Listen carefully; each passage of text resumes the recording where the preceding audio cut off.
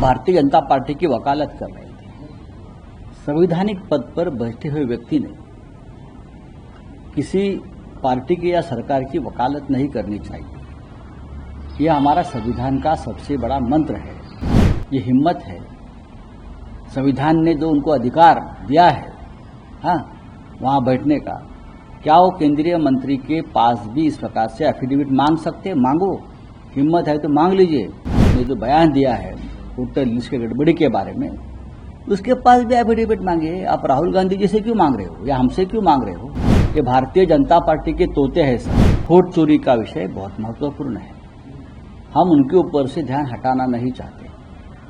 उद्धव ठाकरे जी का ये कहना है, हमारे पास अभी बहुमत नहीं है चुनाव लड़ने के लिए, तो ध्यान नहीं हटाना चाहिए। जो मेन कोर इशू है अब इस देश में चल रहे हैं, चुनाव आयोग का घोटाला है, वोटर लिस्ट की गड़बड़ी है, एसआईआर का इशू है, ये कोर इशू है देश में, राजनीति में।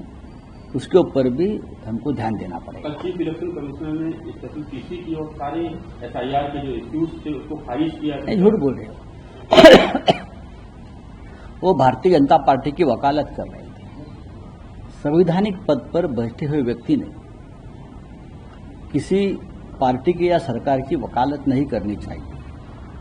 यह हमारा संविधान का सबसे बड़ा मंत्र है। राहुल गांधी के पास हमारा चुनाव आयोग एफिडेविट मांग रहा है। यही आरोप केंद्र के एक मंत्री अनुराग ठाकुर ने किए। किस प्रकार से होटल लिस्ट में घोटाले हुए, चाहे इटावा हो, चाहे वायनाड हो, चाहे यहाँ हो वहाँ हो, ये कौन बोल रहा है? ये केंद्रीय मंत्री अनुराग ठाकुर बोल रहे हैं। तो क्या हमारे चुनाव आयोग के पास ये हिम्मत है?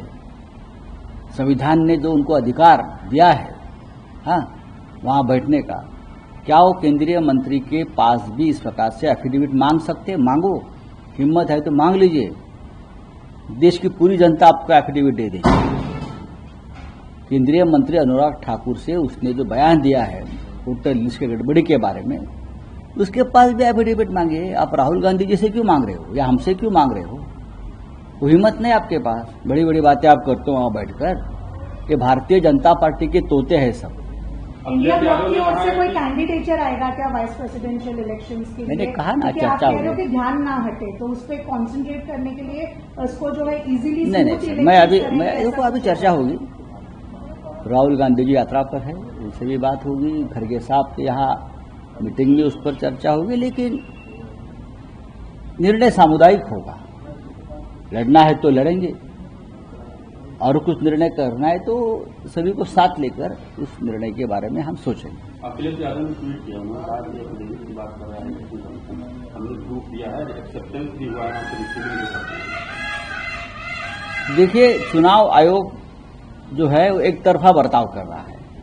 महाराष्ट्र की बात तो इंटरनेशनल लेवल पर चली, किस प्रकार से चुनाव की चोरी हो गई, वोटों की चोरी हो गई महाराष्ट्र में, ये तो सबको पता है। उस बारे में तो चुनाव आयोग की बात नहीं। उत्तर प्रदेश में हुआ है, बहुत सी सीटें जो कम मार्जिन से हम लोग हारे हैं और बीजेपी को चुनाव आयोग से मदद से जिताया गया है, उस बारे में तो चुनाव आयोग खुद बात नहीं कर रहा है। चुनाव आयोग भारतीय जनता पार्टी की एक्सटेंडेड ब्रांच है। बस, thank you. Governor CP Radhakrishnan का नाम वाइस प्रेसिडेंट पद के लिए नॉमिनेट किया गया है एक तरफ से। देखिए, महाराष्ट्र हमारी पार्टी क्यों सपोर्ट करे? ये क्या सवाल है क्या? सीपी राधाकृष्णन जी महाराष्ट्र के जरूर राज्यपाल हैं। 1 साल से वो महाराष्ट्र की गवर्नर की कमान संभाल रहे हैं। बहुत ही बैलेंस पर्सनालिटी है। तमिलनाडु से आते हैं। तमिलनाडु में भारतीय जनता पार्टी का प्रभाव बढ़ाने के लिए राधाकृष्णन जी ने मेहनत की है। वहां के पार्टी के प्रेसिडेंट रहे। आरएसएस जनसंघ के साथ उनका रिश्ता है, जनसंघ के साथ काम किया है। तो पार्टी केडर के आदमी है, यो बीजेपी के, कोई बाहर का आदमी नहीं है। तो अगर पार्टी केडर का आदमी इस पद पर बैठा है और जो आरएसएस से जुड़ा है, तो आरएसएस और बीजेपी में उनके नाम पर सहमति हुई। और उनका नाम आने से जरूर महाराष्ट्र का राज्यपाल अगर उपराष्ट्रपति बनते हैं तो हम खुशी जाहिर करेंगे, लेकिन चुनाव तो होगा।